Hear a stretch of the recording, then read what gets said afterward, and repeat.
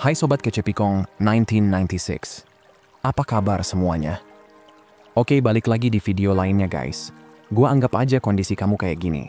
Udah ngelakuin hal yang menurut banyak orang hampir mustahil. Kamu ngelepas seseorang yang pernah kamu jaga mati-matian.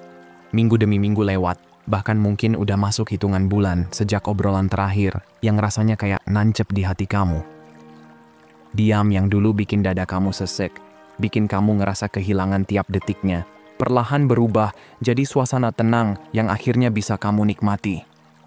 Kamu udah ngelewatin fase tergelap. Malam-malam yang penuh begadang cuma buat mikir ulang semua momen, rasa kangen yang nusuk sampai bikin kamu pengen nyerah. Semuanya udah kamu libas satu-satu. Kamu bertahan. Kamu terima kalau semuanya emang udah tamat. Dan kamu mulai perjalanan yang beratnya bukan main, tapi harus dijalanin. Belajar hidup tanpa dia. Kamu rakit lagi hidup kamu, pelan tapi pasti. Kamu balik nongkrong sama teman-teman kamu, balik nyemplung ke hobi yang dulu sempat hilang. Dan mungkin untuk pertama kalinya setelah sekian lama, kamu mulai ngerasa, ini gua banget ya. Terus tiba-tiba terjadilah momen yang bikin napas kamu kayak berhenti sepersekian detik. Ponsel kamu getar. Nama yang selama ini kamu latih diri buat nggak berharap lagi, tiba-tiba nongol terang banget di layar. Itu dia. Mungkin cuma pesan pendek yang ngeselin, "Hai Munaro," atau mungkin pesan tengah malam yang vibe-nya nostalgia. "Tadi kebayang kamu Darman, aku kangen." Atau malah paragraf panjang super rapi yang isinya curhat gimana dia mikir kamu terus, gimana dia nyesel cara semua ini berakhir, gimana dia kangen vibe kalian dulu. Tapi apapun bentuk pesannya, makna rasanya udah jelas banget. Dia balik. Dan seketika, damai yang udah kamu bangun, susah-susah langsung kayak retak halus. Ada badai yang campur aduk. Bingung, seneng dikit, takut berharap, deg-degan, datang semuanya sekaligus. Jantung kamu ngebut kayak lagi balapan sama notifikasi. 100 pertanyaan langsung tembak-tembakan di otak kamu. Dia mau apa sebenarnya? Jangan-jangan cuman kesepian doang, atau birahi doang. Dia pengen balik bareng kamu lagi. Atau ini cuma semacam manuver buat ngecek kamu masih stuck apa enggak. Sebelum kamu kepikiran mau bales apa, sebelum harapan kecil itu bikin logika kamu nge-lag, ada satu hal penting banget yang harus kamu cerna. Kembalinya dia itu hampir nggak pernah sekadar dia kangen kamu. Ada arus psikologis dalam yang geraknya halus tapi licin, yang ngumpet di balik pesan itu. Kalau kamu nggak ngeh sama arus ini, kamu bisa kehisap balik ke drama yang dulu udah kamu perjuangin setengah mati buat kabur. Dan kali ini, tarikan arusnya bisa jauh lebih liar, lebih gila dan lebih berbahaya buat hati kamu. Dan gini guys, situasi kayak gini tuh salah satu momen paling bikin kepala muter dan hati kayak main roller coaster buat siapapun. Di satu sisi, rasanya kayak menang besar kan? Orang yang dulu ngejauh, orang yang kamu kubur bareng semua kenangan, tiba-tiba balik lagi. Ego kamu langsung naik level. Rasanya kayak dapat bukti kalau diri kamu itu memang worth it, kalau kamu adalah orang yang pantas buat dicari lagi. Tapi di sisi lain, ada rasa nggak enak yang nyelip di perut. Kayak ada suara kecil yang bisik-bisik. Hati-hati, bisa jadi ini jebakan. Kayak pintu yang kelihatan mewah, tapi sebenarnya nembus ke masa lalu yang isinya drama, sakit hati, dan rusak-rusakan mental yang dulu udah kamu perjuangin buat keluar. Kalau kamu salah langkah, kalau kamu biarin harapan bikin pandangan kamu blur sama kenyataan yang sebenarnya, ini bukan cuma bakal ngasih kamu patah hati kedua kalinya. Ini bisa nyeret kamu masuk ke pola toksik yang muter terus. Kayak pusaran air yang narik habis-habisan tenaga, waktu, percaya diri, bahkan identitas kamu sendiri. Kamu bisa balik lagi ke fase ngeremehin diri sendiri, jalan kayak dicangkang telur, dan ngehancurin progres yang udah kamu bangun susah payah. Dan parahnya, jatuh kedua kali itu selalu lebih sakit dan lebih ganas daripada yang pertama. Makanya, di bagian ini kita bakal kupas habis 3 alasan psikologis kenapa seseorang bisa balik setelah kamu benar-benar move on. Kita nggak cuma bahas permukaan yang biasa kamu dengar di tongkrongan atau media sosial, tapi masuk sampai ke akar ke mekanisme batin yang sering orang nggak sadar tapi kuat banget ngatur perilaku manusia. Mulai dari efek psikologis kelangkaan sampai bahaya tersembunyi dari ikatan yang terbentuk karena luka. Dan guys, bahasan dari video ini tuh bukan buat nyuruh kamu balikan atau ngejauhin dia. Itu pilihan kamu, itu hidup kamu. Tujuan cuma satu, ngasih kamu perspektif yang jernih, insight yang dalam, biar kamu bisa ambil keputusan dari posisi berdaya, bukan dari posisi sendirian, panik, atau haus validasi? Oke, let's break it down teman-teman. Nah, kita bahas satu-satu ya. Alasan pertama, kenapa seseorang balik justru terdengar paling absurd. Kayak paradoks yang nggak masuk akal. Dia balik justru karena kamu benar-benar udah pergi. Ini bukan kebetulan. Ini efek dari prinsip psikologis yang namanya scarcity. Intinya sederhana. Manusia cenderung ngasih nilai lebih tinggi ke sesuatu yang langka, yang mulai hilang, atau yang udah nggak bisa dia akses lagi. Sebelum bahas lebih dalam, satu hal yang perlu kamu ngerti duluan adalah ini. Kadang seseorang baru ngeh nilainya sesuatu justru ketika sesuatu itu udah nggak bisa dia sentuh lagi. Dan di titik itulah pesan hai kecil itu dikirimkan. Not karena cinta, tapi karena kehilangan kendali. Coba ingat lagi masa ketika kalian masih bareng, terutama menjelang perpisahan. Waktu itu perhatian kamu tuh deras banget kayak keran yang tenggak pernah ditutup. Energi emosional kamu melimpah ruah. Kamu selalu ada, selalu siap nemenin, selalu siap dengerin, selalu nyoba benahin keadaan. Kamu muter otak, kamu ajak ngobrol, kamu analisa setiap detail, bahkan mungkin kamu sempat ngerayu atau nawar-nawarin badan. Maksudnya batin guys, supaya hubungan ini jangan putus. Semakin banyak yang kamu kasih, waktu, validasi, kehadiran, semakin dia kelihatan enggak ngerespon. Ketersediaan kamu yang terus-terusan bikin kamu kelihatan biasa aja di matanya. Kamu jadi sesuatu yang dia udah hafal luar dalam. Tapi begitu kamu benar-benar ngelepas, begitu kamu benar-benar berhenti ngehubungin, berhenti ngecek sosial medianya, berhenti nguras emosi buat hal yang udah nggak sehat, dan mulai narik kembali energi itu buat diri kamu sendiri, tiba-tiba tercipta kekosongan. Kamu mendadak jadi langka.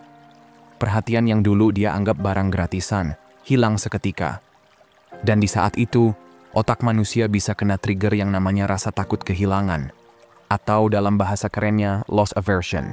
Secara psikologis, manusia jauh lebih kejedot rasa sakit ketika kehilangan sesuatu dibanding rasa senang waktu nemu hal bernilai yang sama. Bahkan 2 kali lebih kuat.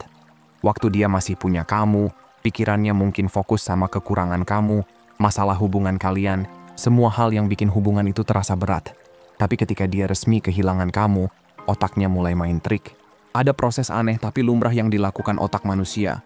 Mengecilkan memori buruk dan ngebesarin memori baik. Ini kayak filter otomatis yang dibuat buat ngejelasin perasaan kehilangan yang baru dia sadari. Dia nggak ngatur ini secara sadar. Ini cuma cara pikiran mengganti channel supaya rasa kehilangan itu masuk akal. Semakin kamu jauh, semakin kamu kelihatan bagus di bayangannya. Ketidakhadiran kamu ngasih ruang kosong yang luas banget buat otaknya menggambar ulang masa lalu. Tiba-tiba dia bukan lagi ingat debat yang bikin capek, atau momen frustrasi yang dulu jadi alasan kalian bubar.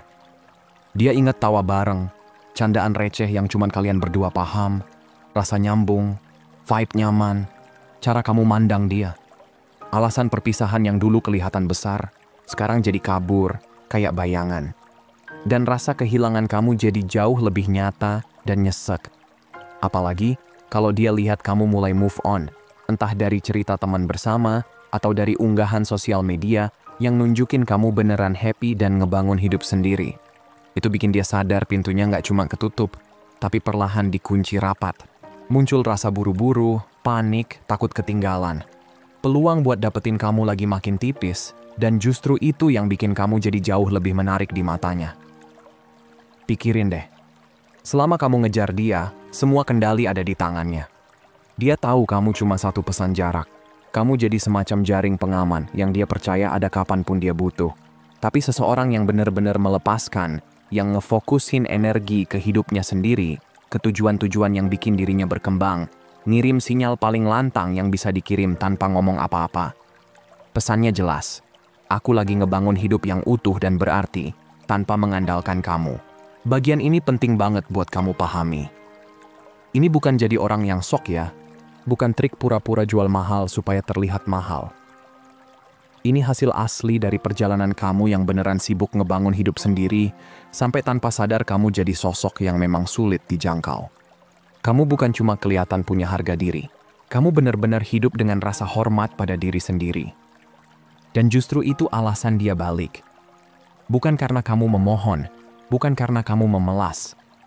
Dia datang lagi karena ketidakhadiran kamu akhirnya maksa dia buat ngeliat nilai sebenarnya dari apa yang pernah dia buang. Nah, lanjut ya.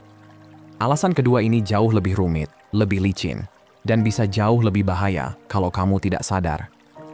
Ini soal tarikan kuat dari sesuatu yang familiar. Kadang, tarikan itu bukan tanda rindu yang sehat, tapi tanda adanya ikatan yang tidak sehat, yang disebut trauma bond.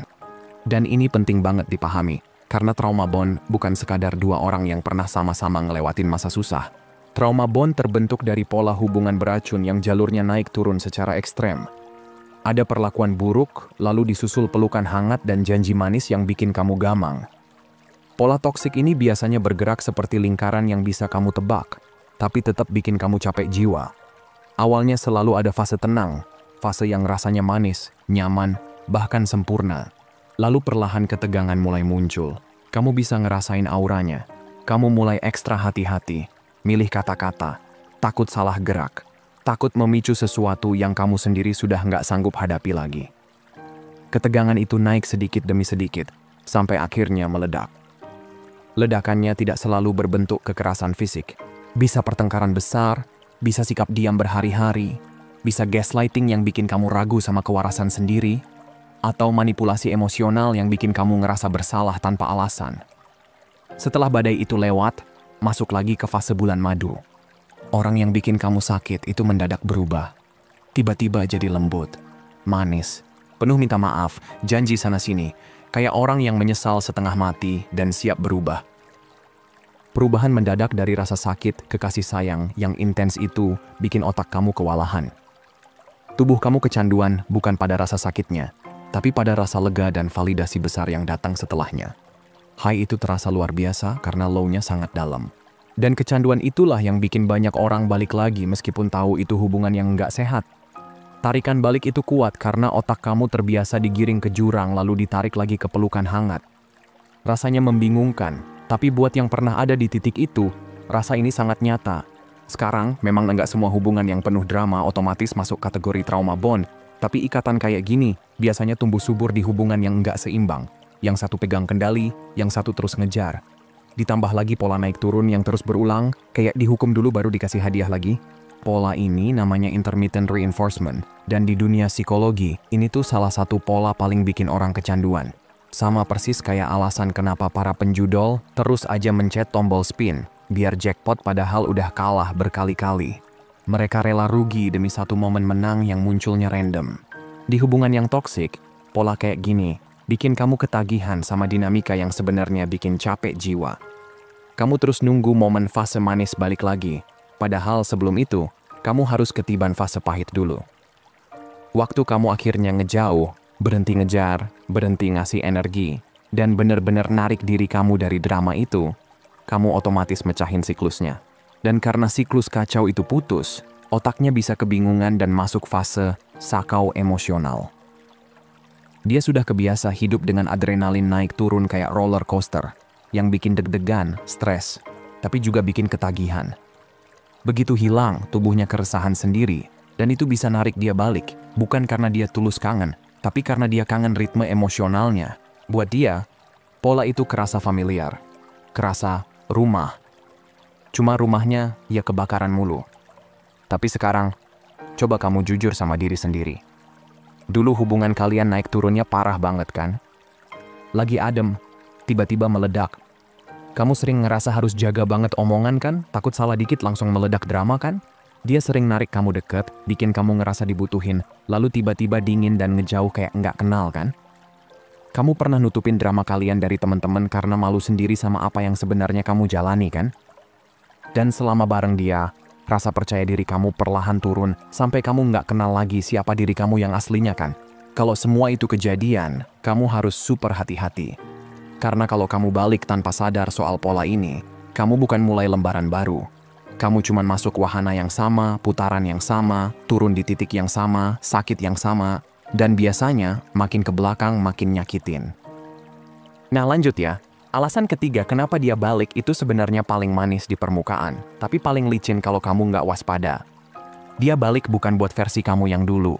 Dia balik buat versi kamu yang sekarang. Dia balik karena dia ngelihat potensi kamu yang baru muncul setelah dia nggak ada. Dia tertarik sama hasil dari proses bangkit kamu. Jujur aja, waktu hubungan itu bubar, kamu mungkin lagi versi paling acak-acakannya. Putus cinta biasanya ngeluarin sisi terjelek dari kita. Gelisah, gampang meledak, nggak punya arah, atau justru jadi terlalu nurut biar nggak ditinggal. Kamu bukan diri kamu. Kamu cuma lagi nyari pijakan. Dan lucunya, dia nggak balik ke versi itu. Dia balik karena sekarang kamu kelihatan beda, lebih chill, lebih fokus, lebih sibuk ngurus hidup kamu sendiri. Kamu mulai nyusun ulang diri kamu pelan-pelan, dan itu bikin aura kamu berubah total. Kamu mungkin nggak nyadar, tapi orang lain, termasuk dia, bisa ngelihat itu lebih cepat daripada kamu. Dia ngelihat kamu yang lagi naik, bukan kamu yang dulu ngegantungin diri kamu ke dia. Itu sebabnya dia balik, bukan karena cintanya tiba-tiba tumbuh lagi, tapi karena kamu akhirnya tumbuh jadi seseorang yang dia baru sadar. Ternyata punya potensi yang dulu nggak dia lihat atau nggak dia hargai. Iya mungkin sih dulu kamu memang lagi versi paling rapuh.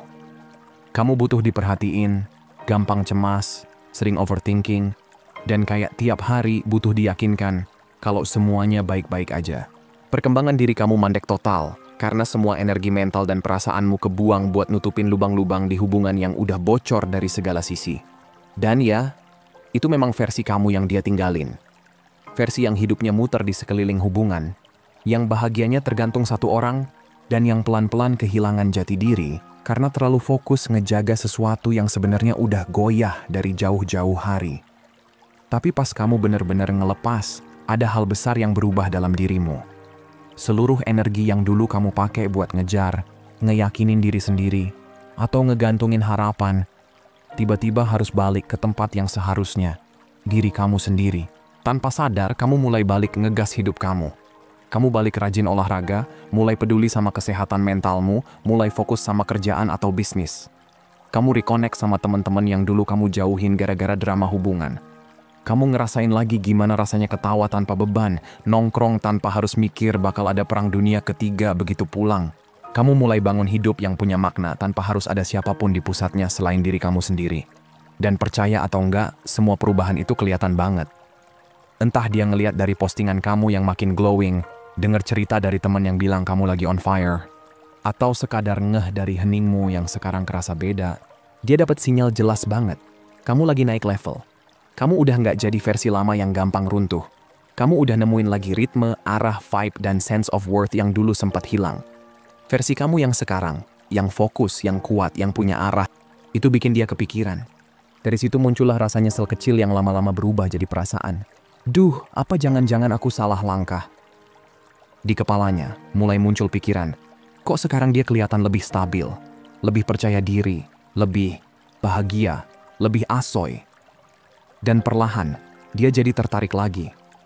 Bukan karena kamu yang dulu, tapi karena versi kamu yang sekarang, yang justru muncul gara-gara dia nggak ada. Masalahnya, ini jebakan yang paling licin.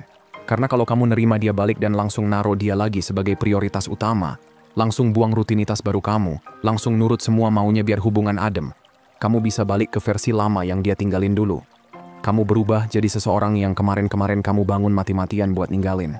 Yang tadinya kamu kelihatan makin naik, tiba-tiba kamu ngedorong diri kamu turun lagi cuman demi ngepastiin dia nyaman. Dan kalau itu kejadian, dinamika lama bakal muncul lagi. Yang kamu selalu ngejar, dia selalu narik ulur. Akhirnya kamu balik ke titik awal. Capek, kehilangan diri sendiri, dan kebingungan kenapa rasanya kok sama aja kayak dulu.